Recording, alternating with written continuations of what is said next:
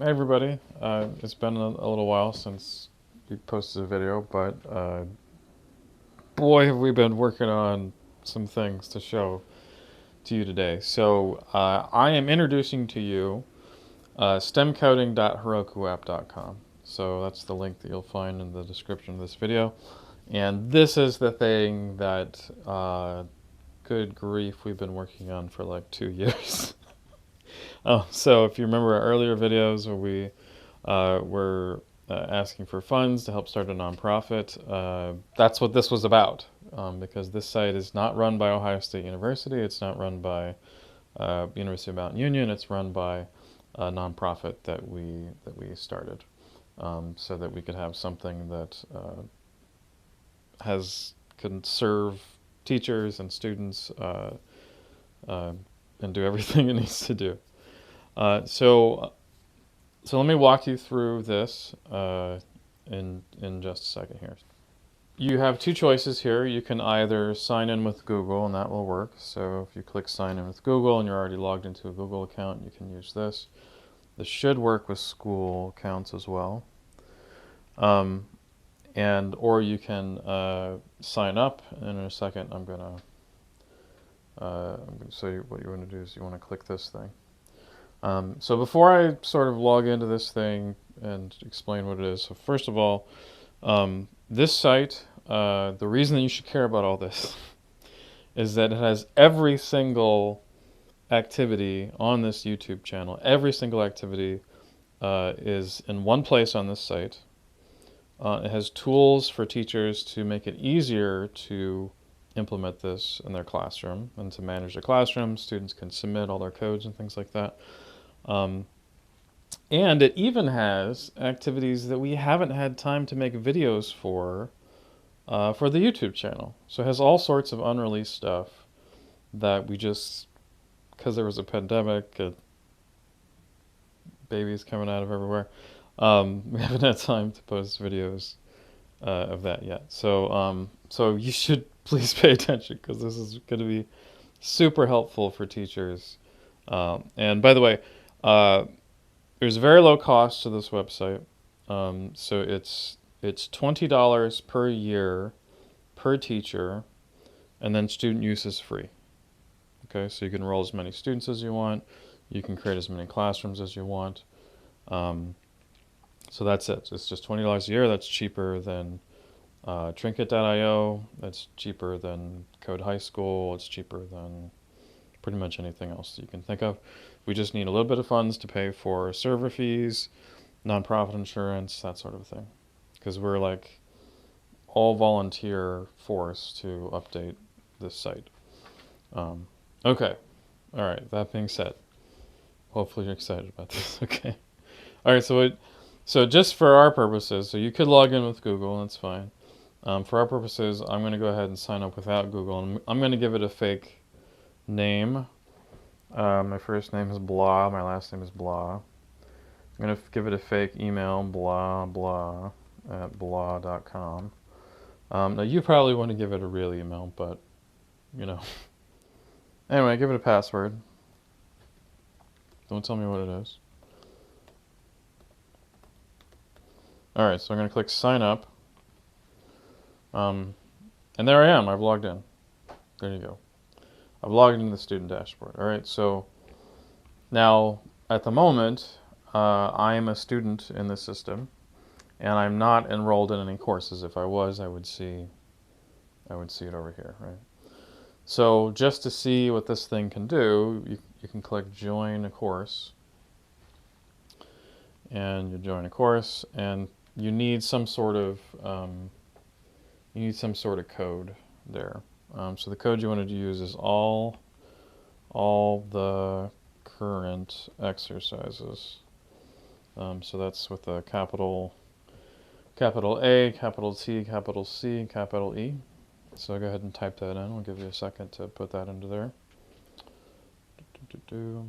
So obviously this will let you see all the different activities that are set up in the system. Alright, so I'm going to go ahead and join that course. Boom! Alright, so you've enrolled in all the current exercises. And now I can see this thing. from the student page, right? This is the student dashboard.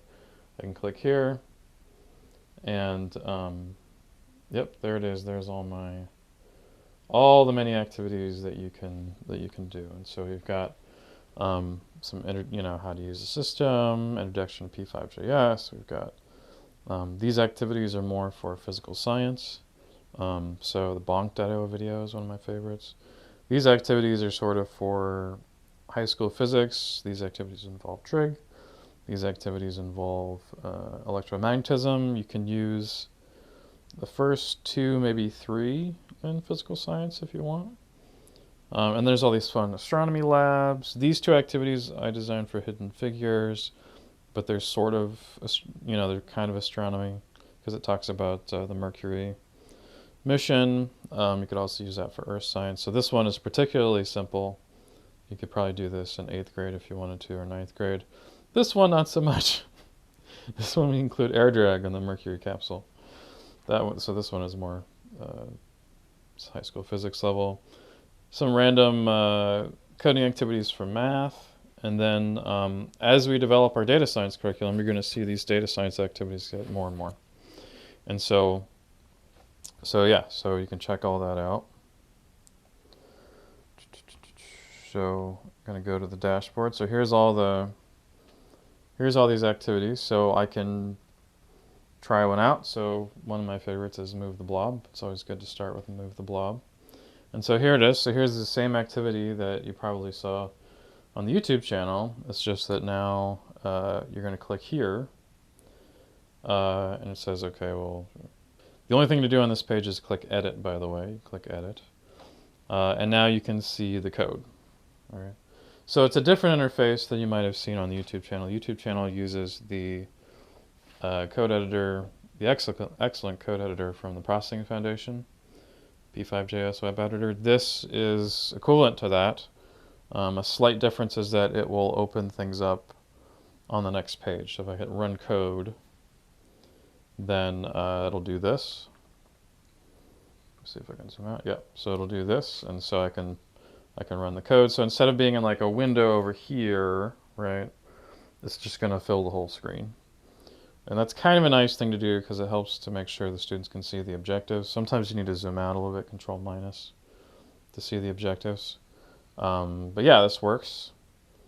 I'm trying to move the blob to the left. It's not moving to the left, but that's part of the activity, right? So this works. This is how you do it. Now, something that's a little bit different from the Processing Foundation editor is that it doesn't necessarily like auto-save. You don't click like File, Save. There's actually 2 steps to saving this file. So let's say if I modify this thing and I get it to go. So we're trying to make this thing go left or right. So to get it to go left, why don't I make it Vx equals -10? And so I just want to make a simple change to this code to make sure it's obvious that it has changed. So now I can go to the right, and now I can go to the left. So now I get this nice little green check. Good. All right. I want to save this code. I might want to come back later. So I'm going to save this code like this, and give it a project name. So maybe move the blob, version 1, something like that. Then you click Save the Project. And there you go. So now I've saved the project. It's now in my projects menu. And I can click it. I can open it back up again. Yeah, I can open it back up again if I click this open thing, right? So click open, there it is again, and now I can run the code and show that in fact it is the same things before. All right. Okay. So I've saved the project. I basically saved it for myself as a student, which means that I can open it back up again or do whatever I need. But at this moment, my teacher hasn't yet seen the code, right? So for my teacher to see the code, I need to submit it to the course that I'm enrolled in. So I'm going to click Submit, and you see all these exercises, and the one we've been working on is Move the Blob, so I'm going to click that one. And then at the bottom, there's a little comment. So you might want to say, I'm not done yet, but here is what I have so far. So it's comments to the teacher, right? And then you want to click Submit Project. Boom, there you go. All right, so now now the teacher should be able to see what's there, okay? So now what I'm going to do is I'm going to show you what it looks like from the teacher view. So I'm going to go ahead and sign out from this account. I'm going to leave that. It wants to make sure that you don't erase your changes. In this case, my changes are already saved, so it's okay for me to leave.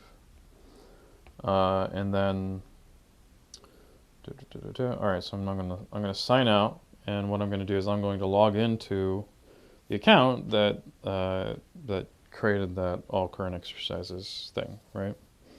Now, for you to get teacher status, what you would need to do is to send an email. So first thing you want to do is register an account here. So sign up with or without Google. And then what you want to do is you want to email us at stemcodingohio@gmail.com. So I'll make that nice and big. So if you send us an email, you say, hey, I would like to have teacher access on stemcoding.herokuapp.com. Within a day, we'll be able to give you teacher access typically. So I'm going to go ahead and I'm actually going to log in with Google here. So I'm going to log in like this, click, log in like that. And so here it is. So here's all the current exercises. So this is my teacher dashboard. So this account has teacher status.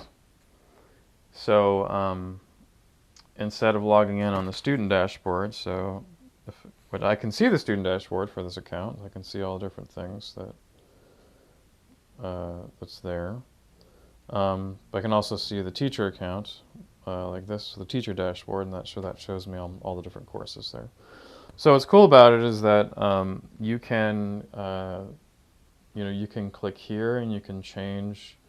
You can click Edit. You can remove or add activities from lists. You can change the order. So if you want to put, maybe you want to put the Project Mercury ones first before the astronomy ones, so you can do that. So I'm going to change the order there. That's fine. So there's all sorts of stuff that you can do with this. Did that update? Maybe not. I'll update this page. There we go. Yeah, so I changed the order, so I was able. So now that's here instead of down there. And then, all right. So it's not surprising that there's a teacher feature. It's not surprising you can add or subtract activities, things like that. But here's the key. Here's what makes this all worth it. It's the gradebook. All right. So if I click on the gradebook, I see a list of all the students that are in my course. Right now there's only a student named blah blah that's there. And then I can see all of their submissions for all the activities. And in this case there's a quasi-ridiculous number of activities, as you can see here. And then I can, to comment or grade upon this submission, I just got to click it. And now I can see the code. If the student has previous submissions, I can see that here. In this case, there isn't any previous submissions. I can see the comment from the student. And so I can quickly see the code. I can see if the student has answered questions about this code. I can run the code. I can quickly run the code like this. Click Run Code. I can play around with it. Yep. Clearly the student has some more work to do here, right? So I was able to figure that out pretty quickly. And so I can give the student no, keep working,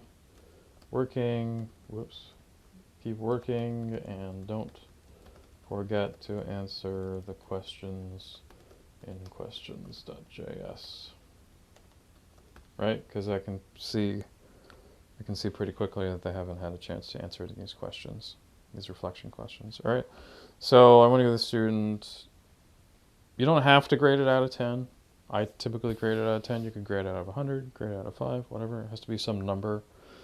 And that number is not baked into anything. This is just whatever number you want to give it. So For me, I would give it like a 3 out of 10.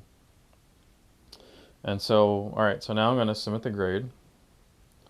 Click, whoops, just click that, left click, and there it is. So there's the grade. So the student can now see the grade, they can see the feedback, things like that. If I want to, I can go back and I can update it and say, maybe they deserve a 4. Let me look at the code and see. No, they didn't.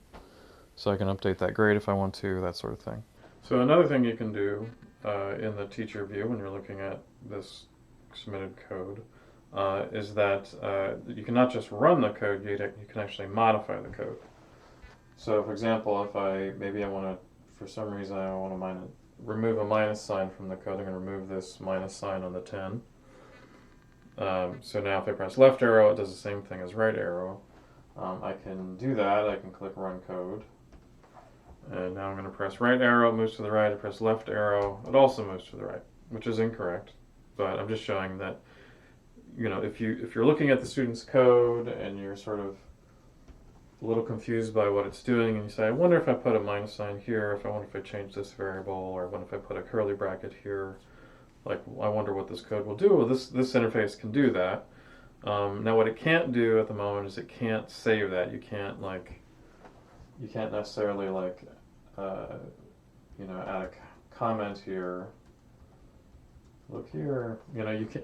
At the moment, you can't save this and send it back to the student. Maybe eventually we'll be able to do that, but in any case, it does allow you to sort of make modifications to the code just to see what might happen, which I find to be a very helpful feature. Okay, so the last thing I want to highlight is that there's 2 different ways of creating a course in this environment. So let's say that you've gotten your teacher access, you want to create a course for your students.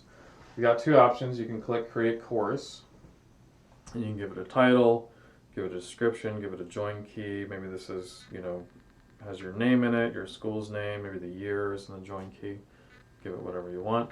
And then you sort of go, you click all the different activities that you want. You got to put a title here, test course. This month is August. You don't have to put the month there, but I'm just putting it there just for the heck of it. Test course, join key, Orban test course 22, something like that. And then you can go all the way down. At the bottom, you can, if there's other teachers that are going to be sort of co-teaching or student teachers, other people that need access to the gradebook, you can add those folks, and you click create course. So that's one way to do it.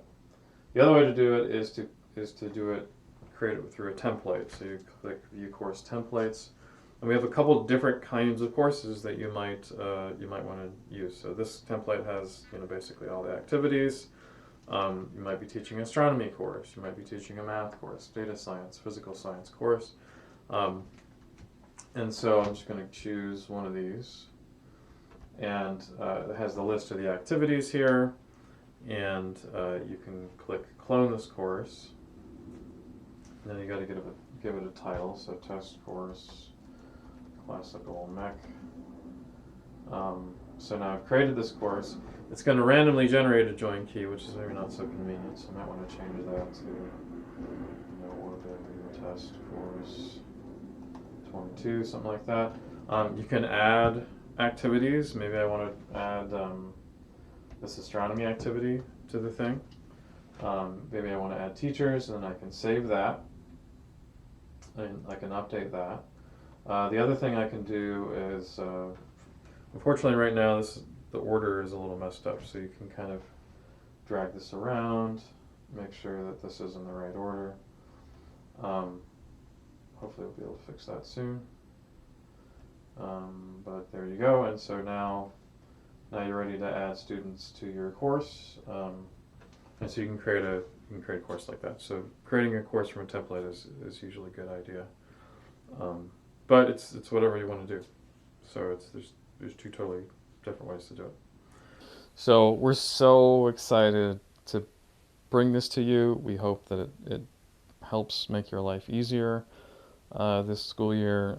So just send us an email to let us know if you're interested, or if there's anything we can do to make this more useful to you.